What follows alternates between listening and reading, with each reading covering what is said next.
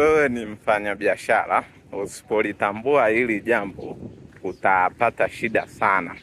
Kama unategemea wateja wale wanaokuja dukani kwako peke yake, hiyo utakuwa unaendelea kutokuona umuhimu wa mitandao ya kijamii.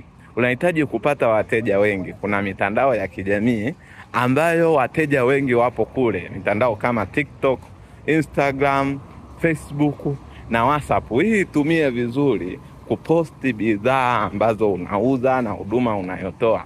Hii itakuwezesha wewe kupata wateja wengi na zaidi. Kwa hiyo hii itafanya biashara yako ikue, lakini itakupanulia wigo wa biashara yako. Kwa hiyo biashara hauhitaji kutegemea wale wateja wanao kuzunguka peke yake, bali unatakiwa kukusanya wateja kutoka maeneo mbalimbali. Ingawa